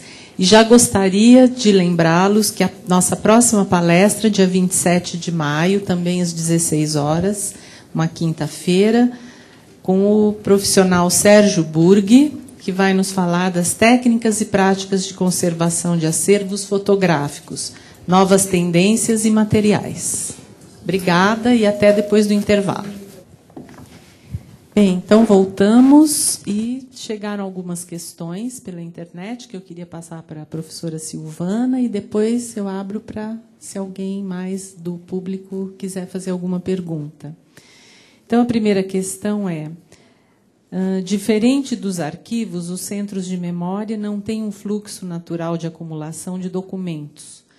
Como estabelecer um fluxo documental orgânico nos centros de memória que reflita as ações das instituições, desassociando sua imagem à de um espaço de guarda de curiosidades? Essa que é a questão. É difícil, eu acho. Eu acho que... como eu acho que tem sempre... sobrevivências ainda dessa ideia do centro de memória como antiquárias, velharias. Você tem a coisa mais moderna convivendo, você tem uma sobreposição de modelos diferentes, né? Então, eu acho que tudo é uma questão de ir conversando, de ir mostrando, porque a empresa ou a entidade, ela está preocupada. Eu estava falando com uma pessoa aqui sobre escola. Cada lugar não precisa ser uma empresa. Quando fala empresa, sempre fica parecendo que são coisas muito grandes e são multinacionais. Mas acho que os lugares eles estão preocupados, eles estão levando a vida, estão voltados para as suas atividades finas. Ninguém está pensando na história, na memória, né? Inclusive, muito tempo, acho que o deslanchar essa coisa da memória é muito difícil, porque por muito tempo isso ficou na mão de pessoas amadoras, né? Inclusive às vezes com muito boa vontade e tudo, mas isso é uma coisa bem difícil para ser feita. Eu acho que não é uma coisa fácil, é um tipo de trabalho, quer dizer, técnico, de tratamento de documento em muitos níveis, de você organizar a documentação, depois você fazer essa documentação falar, você transformar ela em produto editorial, Então, quer dizer, hoje a gente já tem uma aceitação maior de que existem pessoas que se especializaram nisso, que são... Então, isso depende, é tudo uma conversa, é tudo várias conversas, várias vezes.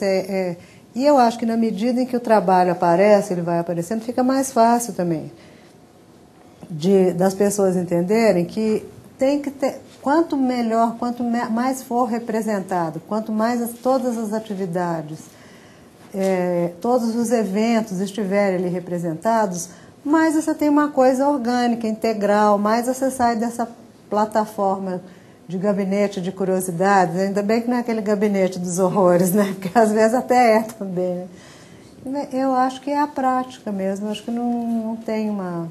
Agora, aqui a gente viu o caso da Gol, por exemplo, que é um arquivo central, quer dizer, até isso pode acontecer também, né? Quer dizer, não é impossível, mas quando a empresa quer fazer um centro de memória, ela tem que ser informada, porque ela está lá, voltada para a atividade fim, ela tem que ser informada de que tanto melhor aquilo vai ser, tanto mais efetivo, tanto mais... Agora, vamos colocar uma outra questão, quer dizer, isso custa dinheiro, isso é um investimento, isso custa caro, conservar não é barato, né? Quanto mais você sabe o que conservar, quanto mais você entende o acervo, você pode, inclusive, ser mais econômico, você não tem que guardar... então, quanto mais você sabe o que você quer e o que a empresa faz, menos você guarda, mas conservar custa, né? Então, quer dizer, isso também depende da vontade política de se fazer esse investimento, do sentido que se vê nisso, né? A próxima é possível conciliar instrumentos de descrição utilizados para documentos de atividades meio aos instrumentos de descrição empregados em centros de memória? Gente, acho que a descrição dos documentos, eles sempre tem coisas que é comum a qualquer documento, quer dizer, os metadados, para você tratar tecnicamente um documento, sempre a datação, quer dizer, o local e a data, quer dizer, há coisas que você vai estabelecer como metadado para um documento, seja do arquivo permanente, seja de atividade meio, atividade fim, acho que tanto faz, né? Então, por exemplo, o nome do documento, a tipologia documental, sempre vai ser uma exigência. Então, eu acho que sim, é perfeitamente aplicável, uma coisa até porque um documento ele é tratável, seja ele permanente, seja ele sempre vão haver coisas que são constantes, que são clássicas para você saber que documento que é, ele serve para quê? Qual que é a tipologia desse documento, qual que é a espécie documental, qual que é o local onde ele foi produzido, a data. Então, acho que sim, acho que não vejo nenhum problema. Acha viável criar um centro de memória digital enquanto a empresa se estrutura para a criação de um centro físico? Não, perfeitamente. Eu acho que é super comum isso, né? Porque assim, o tal do centro físico é onde você tem que fazer um investimento. E eu acho que as coisas, se elas vão sendo tratadas, ainda que fisicamente elas não estejam juntas, hoje a gente tem essa máquina maravilhosa aqui, que quem é da minha idade, que já carregou montanhas de fichas, e quando as fichas caíam no chão, o arquivo se desfazia. Então, acho que hoje é uma beleza. Quer dizer, é lógico que tem toda a contrapartida, você tem que ter toda a segurança, a memória, quer dizer, você conservar os documentos aqui requer também outros investimentos. Mas você tem uma facilidade, tem grandes possibilidades de facilidade, né? E uma delas é essa, você não precisa de estar organizando um arquivo ali do lado. Quando a gente pensa que a gente digitaliza alguma coisa e que essa coisa circula, quer dizer, é maravilhoso. Então, nossa, eu acho que talvez essa seja até uma tendência mesmo, né? Você ter um arquivo digital apartado, quer dizer, você não precisa de estar com as coisas juntas, né? A composição de um acervo onde se encontra a história de muitas aquisições, fusões de diferentes empresas, deve respeitar quais critérios de avaliação e destinação? Não sei se eu entendi, quer dizer, eu acho que se você tem muitas empresas, muitas fusões, certamente cada empresa vai significar um conjunto documental que não pode ser misturado, né? Ainda que depois isso seja, quer dizer, que há uma fusão e depois as atividades se fundam, não sei, quer dizer, difícil pensar isso abstratamente, mas eu acho que sim, tudo separado, e depois, quer dizer, vai haver um momento em que acontece às vezes, se existe uma fusão, você tem duas empresas E depois, com o tempo, até o nome, aquilo se dissolve. Mas eu acho que as coisas que são de uma ou de outra, enquanto elas eram separadas, elas têm que ser identificadas como tal. Fisicamente até pode estar junto, mas assim, o metadado que vai levar para os documentos ou para os conjuntos tem que identificar, né, o que era de uma coisa e o que era de outra. Tem uma questão aqui? Eu sou Maria Helena, professora da Unesp, graduação e pós-graduação de biblioteconomia. Então, já de cara, eu vou dizer que a minha praia não é exatamente a sua. Mas são praias vizinhas, eu diria. São vizinhas, evidentemente. Lidamos todos com informação. E eu não tenho certeza, mas eu gostaria de perguntar se a senhora conhece 2 manifestos da Unesco para bibliotecas. Um para a biblioteca pública e outro para a biblioteca escolar. Por que eu menciono esses 2 documentos, esses 2 manifestos? Porque lá eles dizem de uma forma muito peremptória que as bibliotecas deveriam, não evidentemente ser um centro de memória, como nós estamos observando hoje, mas como núcleos de memória. Por quê? Porque a memória, ela reforça a identidade, a memória liga alguém com as suas próprias raízes, ela também propicia um sentimento de patriotismo de alguma forma, né? Então, por tudo isso, há esta recomendação explícita, e não é de hoje, da Unesco para bibliotecas. Toda biblioteca deveria ter um núcleo de memória, fosse da instituição, fosse regional, enfim, no âmbito que for possível. E isto geralmente não se faz, ou se faz muito esporadicamente. Agora, tendo em vista esses valores que eu percebi também na sua exposição, aliás, entre parênteses, uma exposição muito clara, muito didática, e eu a cumprimento, mas eu acho que estas coisas, que hoje são muito próprias do meio empresarial, elas precisariam começar lá de baixo, né? Elas deveriam estar começando do alicerce da sociedade, que é a nossa juventude, a nossa infância, a nossa adolescência, que não tem memória. E aí nós dizemos assim, mas o Brasil não tem memória, o Brasil é desmemoriado, não é? História, nós sabemos muito mal. O que aprendemos na escola foi dado de uma forma muito sem sabor, não é? E a gente começa a descobrir os encantos da história ao longo do tempo. Às vezes, quando a gente já está bem madura. Isso não deveria acontecer. Agora, se nós temos uma coisa palpável, transformada em documentos que podem ser expostos, que podem ser publicados, a coisa toma uma outra consistência, toma um outro direcionamento. Então, era isso que eu queria. É um diálogo que eu venho fazendo desde a sua primeira fala. O tempo inteiro eu estou aqui dialogando, o tempo inteiro. E é isso que eu queria estabelecer, esta ligação entre memória, educação e os centros de memória, que para a biblioteca não necessitam ser centros de memória, mas núcleos de memória, né? Eu acho que as bibliotecas, algumas têm feito isso, né? Eu não sei, você acha que é pouco? E nessa área nossa, a gente tem muito, quer dizer, nós temos muitos bibliotecários, a gente trabalha, né, eles também estão muito próximos, porque tem muito esse sentimento que a gente tem também, né? Aqui eu não sei se a maioria das pessoas somos muitos historiadores aqui também, né? Especializados em arquivo. Numa situação também nem muito fácil, porque nós nem temos o curso de arquivologia aqui em São Paulo. Então, agora da Unesp, né? Mas também que é recente, né? Pois é, mas é que aqui tem gente, quer dizer, eu sou a mais velha, mas aqui tem gente que tem, sei lá, desde que se formou no primeiro curso de graduação, são militantes da área, na verdade, né? Então a gente sempre também está com os bibliotecários nessa luta aí. Mas acho que você tem toda a razão. Alguém mais? Alguma questão?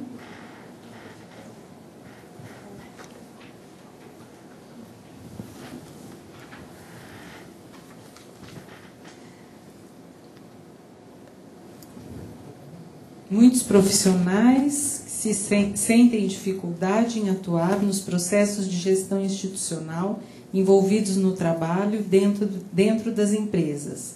Quais as características pessoais que você considera desejáveis em profissionais que assumem o trabalho em centros de memória empresariais?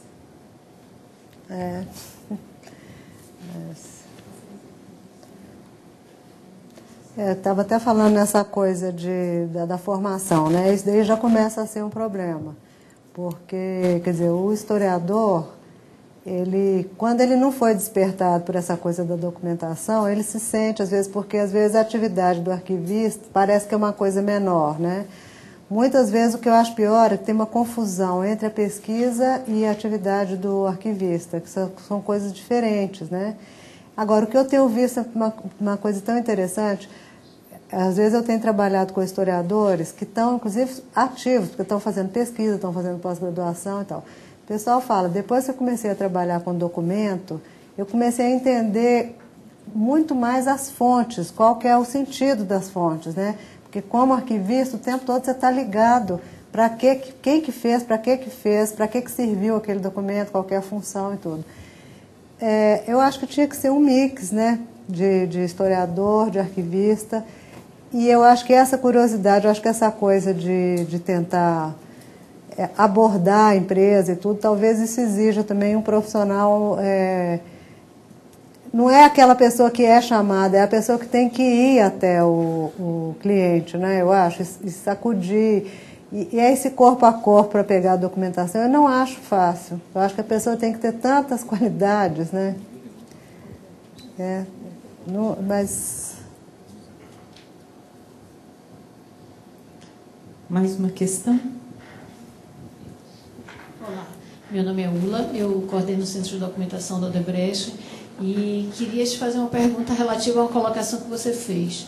Que ações são possíveis de serem adotadas para que os integrantes da organização, de uma organização, entendam que é importante que eles disponibilizem aqueles documentos que eles mantêm consigo para os centros de memória? Para que eles, de que forma a gente pode mostrar para eles que é o lugar mais adequado de se manter esses documentos para que possam estar disponibilizados para toda a organização?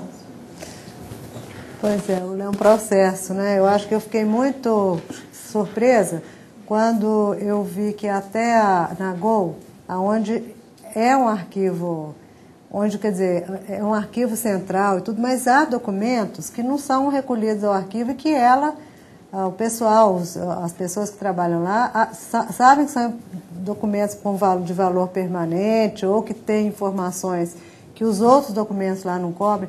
Mesmo lá é um corpo a corpo. Eu acho que não tem jeito. Eu acho que assim, o trabalho, à medida que você vai trabalhando, você vai mostrando o trabalho e você vai ganhando a confiança das pessoas. Mas assim, quando se fala em estratégia, de repente, quer dizer, fazer um seminário de vez em quando, mas alguma coisa que tem que ser muito interessante, porque o pessoal acha que essa coisa de arquivo é chato, é complicado. E a gente que faz isso, a gente acha o máximo. Então é uma coisa muito complicada. Porque como que você vai falar para eles que é legal? Quer dizer, mas assim, tentar falar, o tempo todo tentar falar com eles. Eu acho que nesse ponto, essas exposições, quer dizer, todos esses produtos editoriais, eles estabelecem uma ponte, né? Porque assim, são coisas bonitas, são coisas que quando são feitas, elas têm prestígio, elas então atraem pessoas. Isso eu acho que é um chamariz. E uma outra coisa que eu acho que pode ajudar é o seguinte: quando o pessoal da empresa começa a perceber que a documentação deles interessa para fora, isso é muito interessante. Eles falam, nossa, mas isso quer dizer que esse pessoal está aí.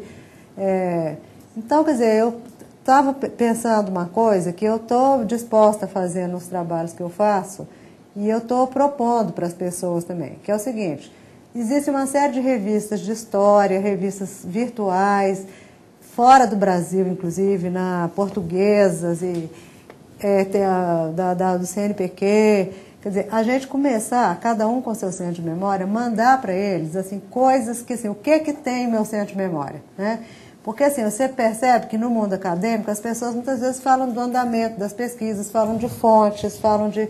E nós temos documentos, nós que eu estou falando, todo o conjunto dessas coisas que eu expus, incríveis.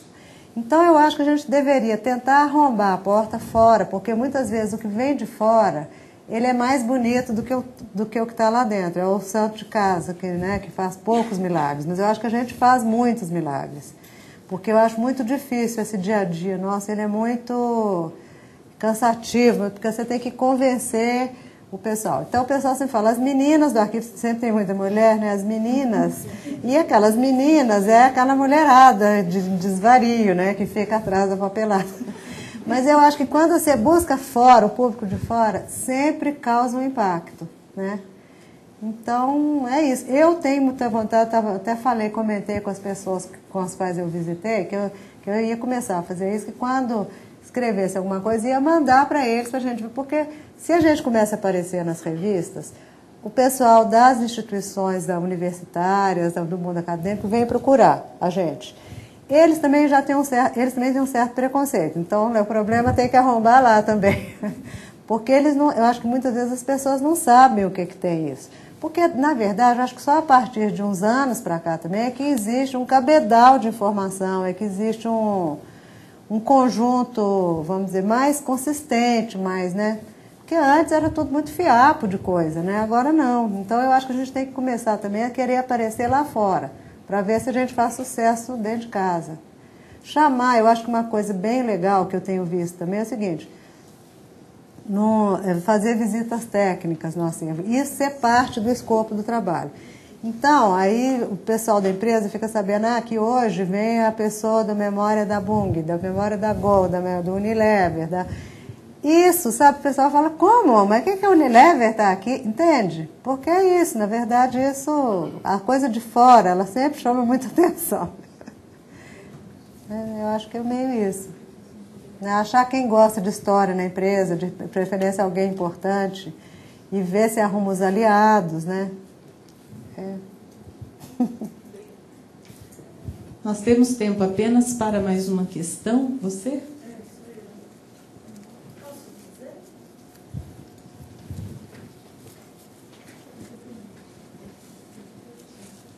Olá, boa tarde. Meu nome é Gisela. Boa tarde. Diferente, eu trabalho numa instituição pública, né, e estamos iniciando agora uma organização de um centro de memória. E eu tenho algumas dúvidas, né, como conciliar ou até minimizar os conflitos de interesses que tem entre uma entidade, e eu acho que não é só característica do público, acho que o privado também tem os interesses políticos, econômicos, junto com a imagem com que ele vai ser impactado na sociedade.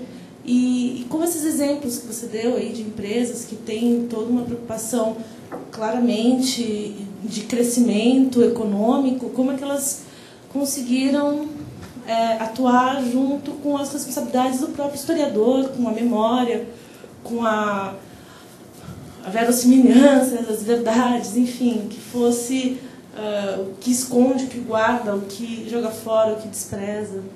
Deixa eu só te perguntar uma coisa. Quando você fala dos conflitos políticos, você fala assim, dentro da instituição, é quem acata o projeto e quem não acata? É isso? Ou até mesmo de informações que não seriam... As pessoas talvez não queiram que faça parte daquela história, naquele momento. Gente, pois aquele momento histórico, político, econômico.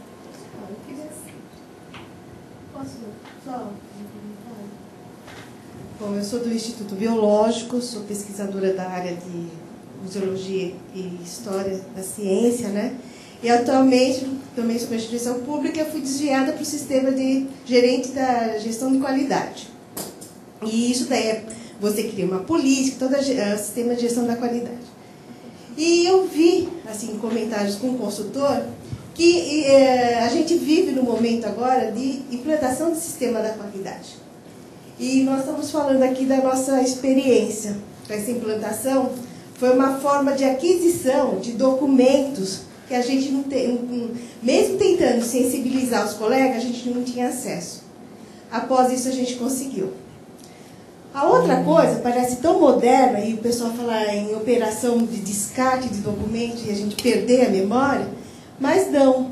Tem instituição como a Casa da Boia, não sei se o pessoal sabe, lá na Florêncio de Abreu, tem mais de um século. Uhum. Eles implantaram o sistema de gestão da qualidade. E nessa política da qualidade que eles implantaram, eles colocaram a memória como um indicador da qualidade. O que é? Visitas monitoradas ao museu. Então, é capaz de mensurar isso. Então, um tema tão moderno, né? A gente fala que é o sistema de gestão da qualidade, e incorporado aquilo que a gente trabalha no dia a dia. Está aí na atualidade. E é um jeito da gente manter, sabe, na instituição, a nossa atividade. Depois que eu soube disso, eu falei assim, peraí, diretor, nós vamos colocar um indicador também de museu e centro de memória, né? Então, isso daí é uma coisa que a gente fica engajada nesse dia a dia. E foi uma coisa tão moderna que a gente conseguiu os documentos que a gente não tinha acesso todo esse tempo. Muito legal a experiência, né? Muito interessante. Você viu, não sei se você estava aí quando estava falando que essa coisa de sustentabilidade hoje também se alinha a memória com isso, né? E é ótimo, porque aí a memória pega carona, apesar da memória ser uma coisa extremamente atual, porque tem um autor francês que fala que a memória é um problema do futuro. Você guarda a memória porque também isso tem um vínculo, isso não é uma coisa que é para ficar solta lá. Mas assim, tem um preconceito com isso. Então, você pegar carona no que é moderno é muito bom, né? E aí são os jeitos, né? As meios e maneiras, né? E eu acho que com qualidade tem tudo a ver, né? Tudo a ver, né? Agora, sobre a moça da instituição pública, eu acho que isso também é outro problema muito complicado, porque as pessoas acham que a história tem que dizer, eu acho que tem uma coisa, sendo honesto, eu acho que uma empresa ou uma instituição, quer dizer, ela não quer expor, quer dizer, teve todos os tropeços, teve todos os problemas, ela não quer expor isso, porque tem maneiras e maneiras, você não pode ignorar isso de forma nenhuma, mas assim, como expor já é outra coisa. Então, eu acho que o começo de um trabalho como esse dá muito medo, assim, o que vai ser, vão ser ditas, vão ser colocadas coisas contra o nosso interesse. Quando ela começar a perceber que ela entender o conjunto da história, é interessante para ela se pensar. Agora, a maneira de sair com isso para fora, gente, é lógico que ninguém vai nem o réu, né? Quer dizer, o réu quando fala contra ele mesmo, isso daí nem conta, né, no júri. Porque ninguém fala mal de si, ninguém... Agora, tem meios, maneiras e maneiras de você colocar as coisas, porque eu vou falar uma coisa, dar um exemplo bobo, mas, por exemplo, não é bobo demais. Mas, por exemplo, você tem certos momentos difíceis que todo mundo, a sociedade inteira passou por aquele momento, entende? Agora, eu acho que a isso corresponde a uma mudança de mentalidade também. Eu acho que não é num primeiro momento, às vezes, que as pessoas estão dispostas a abrir certas coisas, mas eu acho que isso é um processo. Com o tempo, as coisas vão mudando. E eu acho que o segredo é esse, é o trabalho. É o trabalho, você vê outras pessoas fazendo, quer dizer, as coisas deixam de ser tabu. Eu acho que aí é muito a função sua, é a nossa função. A gente tem que ir arrombando essas portas, né? Sabe? Acho que agora não tem uma coisa...